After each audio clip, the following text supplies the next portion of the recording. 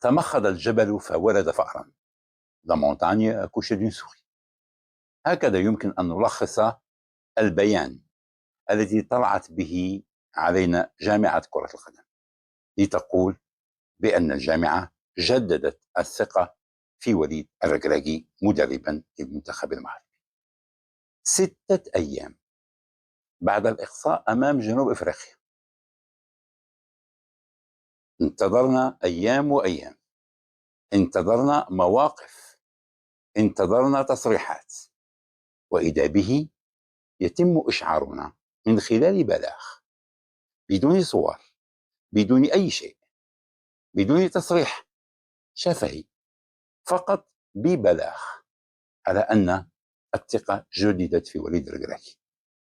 ويا ليت كان تجديد الثقة في وليد الركراكي بشكل يجعلنا نقول بأن صياغة الخبر كانت صياغة مباشرة لتخبر الناس على أنه مهما حصل في كوت ديفوار فإن المكتب الجامعي أو الجامعة جددت الثقة.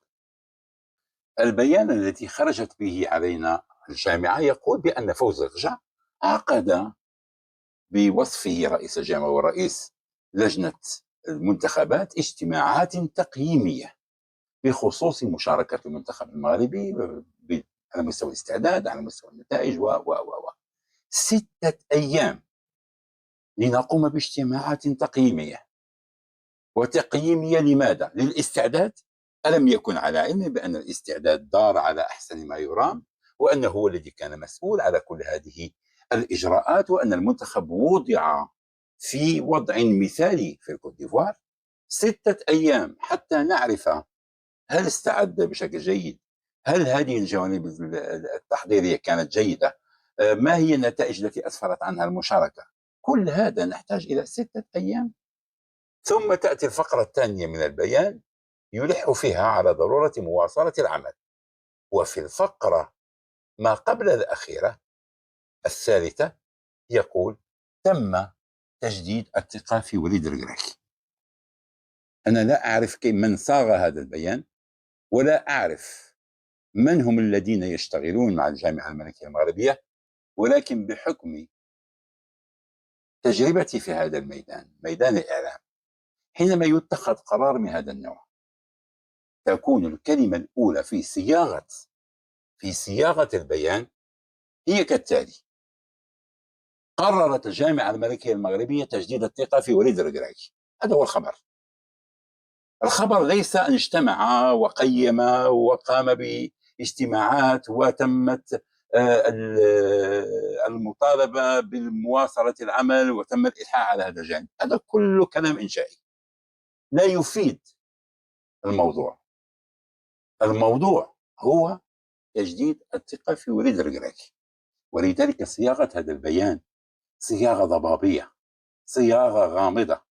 إما أن الذي كتبه وصاغه لا يعرف الطريقة التي يجب أن يصيغ بها ويكتب بها البيانات، أم أنه طلب منه أن يفعل هكذا بهذا الترتيب، بجملة أولى تتحدث عن الاجتماعات التقييمية، وجملة ثانية تتحدث عن ضرورة مواصلة العمل، والثالثة هي فقط لتجديد الثقة. وإما أن هناك شيء حصل بشكل غير طبيعي جعل أننا اليوم تكون لدينا هذه الصورة. اليوم هذا ليس موضوعي، ولم يكن موضوعي أبدا أن تجدد الثقة في وليد الركراكي أو لا. ما كنت قد تحدثت عنه في الحلقات الماضية لا علاقة له أبدا بما حصل في هذا البيان اليوم. ما كنت قد تناولته في حلقاتي هو مسألة جوهرية تنظيمية بروتوكولية تتعلق بمصداقية وليد الركراكي ومصداقية الجامعة الملكية المغربية.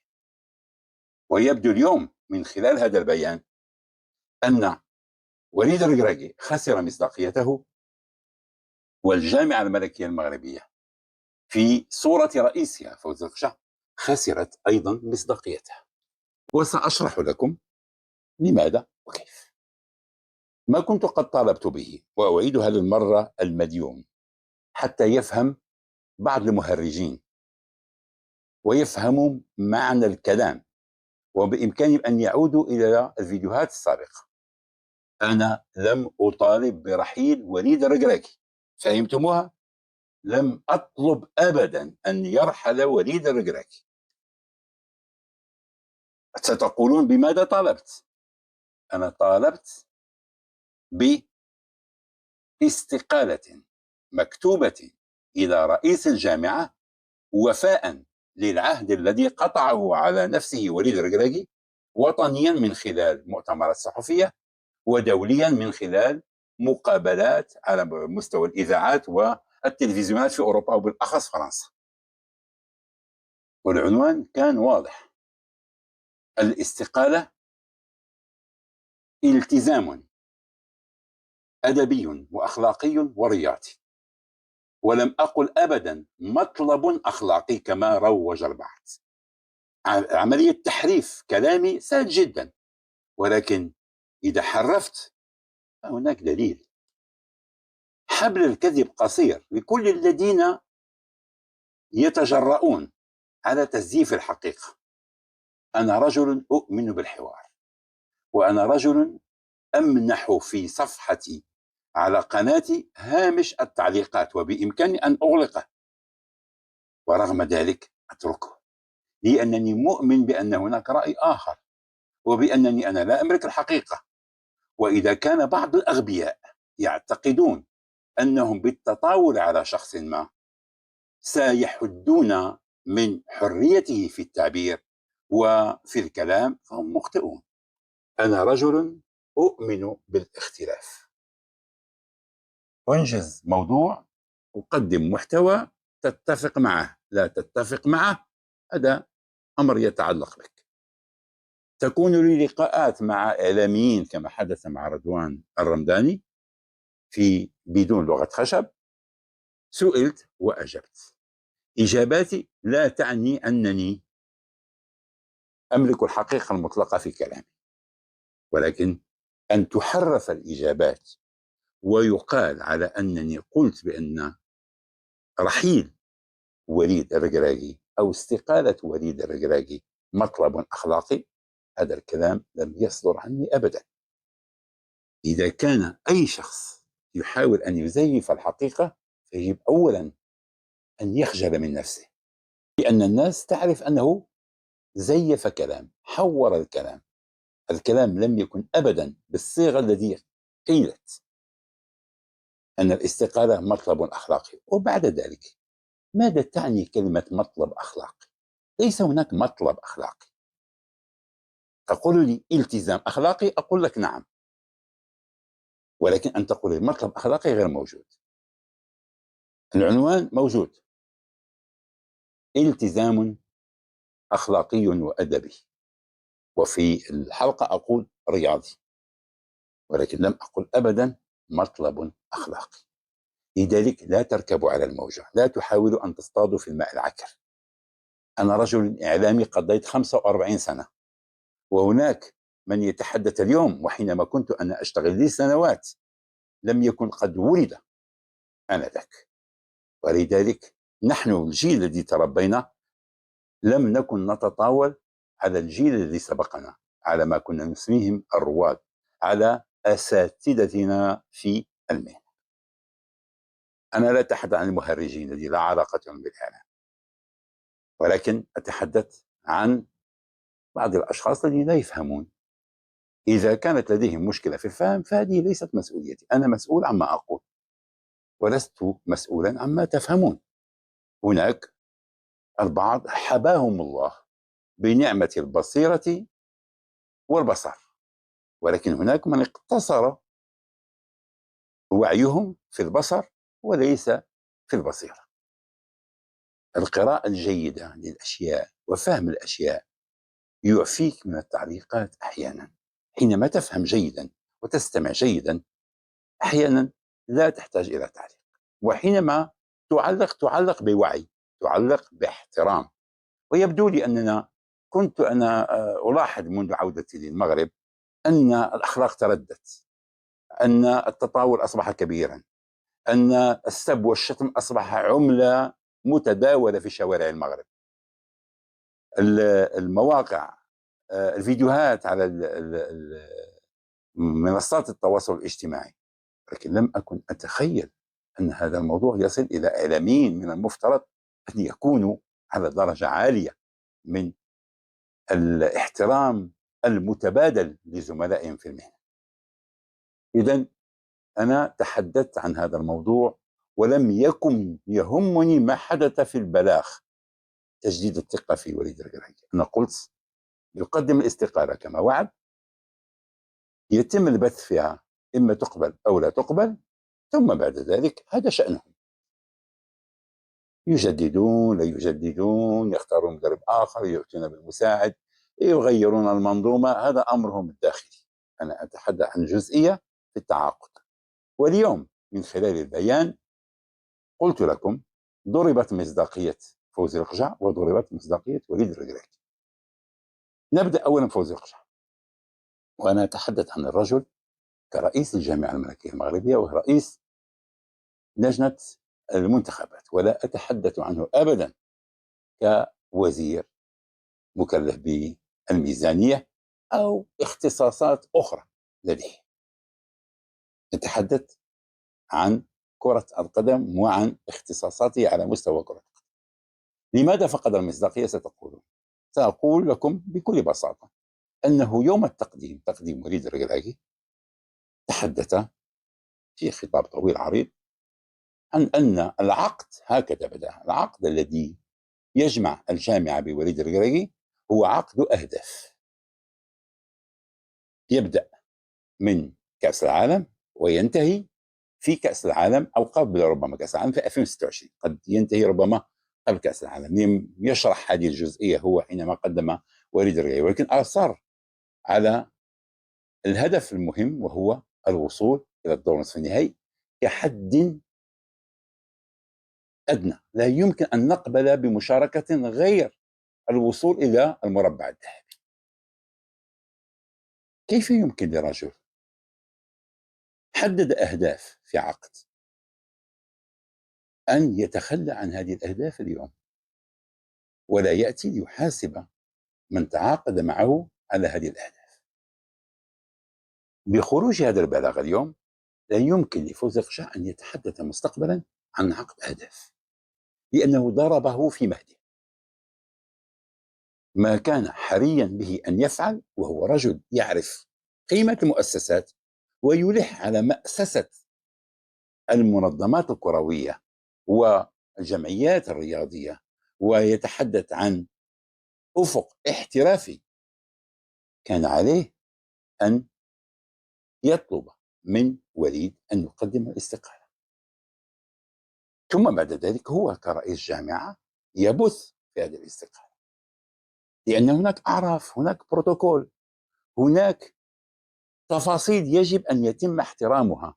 لا يمكن اليوم في أي قطاع من القطاعات أن نبرم عقدا مع شخص ما ونحدد له مهام وأيضا أهداف، وفي نهاية المطاف نصل إلى الهدف ولا نحققه، ونستمر في التعاقد دون أن يكون هناك أي وقفة.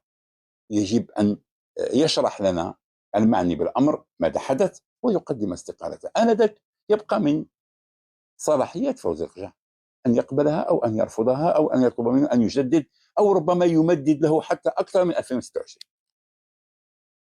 هذا اليوم لن يثق أحد بفوزي القجع أو بكلام فوزي القجع، كما أن لا أحد سوف يثق بكلام وليد الركراكي، لأنه وعد وطاف في كثير من المنابر يروج لالتزامه الأدبي بأنه سيغادر إذا ما فشل، وفي نهاية المطاف لم يقدم هذه الاستقالة. أنا لم أكن ضد بقائه ولم أطالب برحيله، ولكن طالبت بخطوة قانونية بروتوكولية يجب أن تنفذ. اليوم ماذا فعلنا؟ قفزنا على هذه الخطوة وكأنها غير موجودة، وكأن عقد الأهداف غير موجود، وأن وعد وكلام وليد الركراكي في المغرب وفي فرنسا ليس له أثر ولم يوجد في أي يوم من الأيام، اخترعناه. حلمت به، توهمته وتوهمه المغاربة. هذا أعتقد أنه تطاول على ذكاء المغاربة جميعا.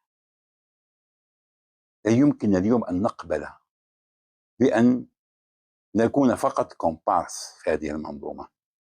يأتينا مدرب ويتحدث يمينا شمالا، وحينما يأتي موعد الحقيقة يفشل ولا ينفذ ما قاله، بل أكثر من ذلك يحظى بتزكية من الجامعة الملكية المغربية لكرة القدم. قلت لكم أن موضوع كيف سيشتغل في المستقبل هذا لا يعنيني اليوم.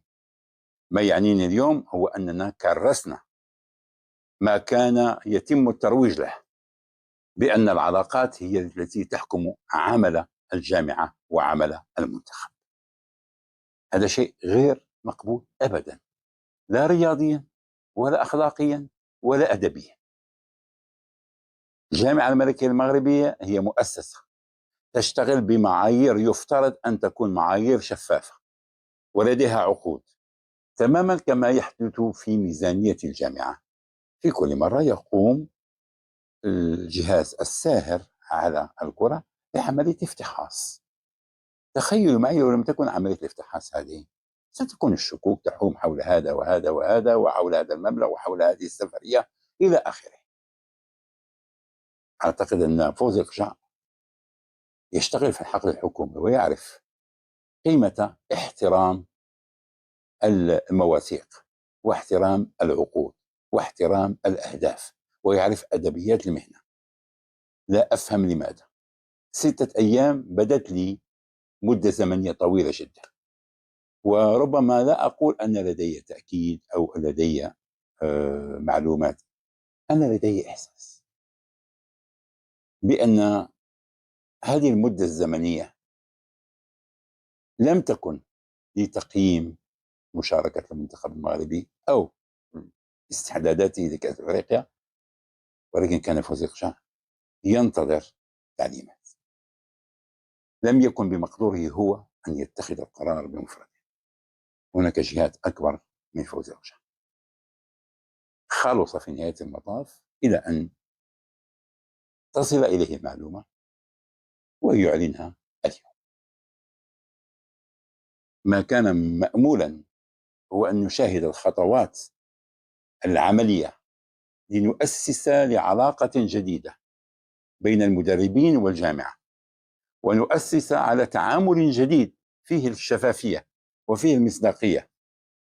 وقع عقد، أفشل في الهدف، أقدم استقالتي وأترك للجانب الذي تعاقد معي الحرية والصلاحية، لأنه هو الذي يملكها، أن يستمر معي أو لا يستمر معي. حدث ذلك مع خليوزيتش، وقلنا ربما كان على حق. 53 يوم ليست كافية لإيجاد مدرب، ونحن مقبلون على مباراتين في تصفية كأس العالم، ولكن حدث هذه المرة ولدينا الوقت الكافي. إن في شهر مارس ستكون هناك مباريات ودية. اليوم السؤال المطروح مع تجديد الثقة إلى متى؟ هل إلى 26 كما كان في الاتفاق السابق، أم أنه سيبقى مرتبطا بمشاركة المغرب في كأس أفريقيا وتنظيمها؟ هل سنربط هذه المشاركة ونتائج المشاركة الآن ما هو سقفها؟ هل الوصول لنصف النهائي أو الفوز بكأس أفريقيا؟ وإذا فشلنا في كأس أفريقيا سنكون أمام وقت ضيق لاستئناف الرحلة إلى كأس العالم 2026. أظن أن الموضوع يحتاج إلى وقفة، واليوم هذه الوقفة كانت فقط للتذكير بأن هذا الاجتماع إنما كرس فقدان المصداقية للرجلين معا. لن يستطيع أحد من الآن فصاعدا أن يثق بأي كلمة أو وعد، وخصوصا حينما يعد أحدهما أو كلاهما بشيء ما، لأن من يعد بشيء ينفذه ولو على حساب مصالحه الذاتية والشخصية. طويت هذه الصفحة وطوي هذا المسلسل، واتضح بشكل لا يدع مجال للشك بأن هناك روابط مختلفة تماما هي التي تحكم العلاقة بين مدرب المنتخب المغربي والجامعة الملكية المغربية. كل ما تقومون به من تأييد ومساندة وسفر وانتقاد وكل شيء لا علاقة له، ويدخل من هذه الأذن ويخرج من الأذن الثانية. لا أحد يعيركم اهتمام. الرأي العام غير موجود بالنسبة لجامعة كرة القدم. ما تفعله الجامعة هو شيء ربما يحاولون في كثير من المناسبات أن يدخلوا في خانة القداسة، وهذا أمر خطير، لأن منتخب كرة القدم هو منتخب المغاربة جميعا. حينما يكون فشل فالمغاربة جميعا معنيون بهذا الفشل. حينما تكون الفرحة كما شاهدنا في كأس العالم فالمغاربة جميعا معنيون بفرحة المناسبات الكبرى أو المناسبات الصغيرة أو فرحة مباراة واحدة. إذا كنا نبحث عن توحيد الصفوف يجب أن تكون لدينا مبادئ، وإذا بدأنا بالضرب في هذه المبادئ وعدم احترام البنود وعدم احترام الاتفاقيات وعدم احترام التعاقدات فإننا ندخل في خانة المحاباة، وهذا هو أخطر عدو ممكن أن يتربص بمستقبل المنتخب المغربي وبكرة القدم المغربية بصورة عامة. في أمان الله.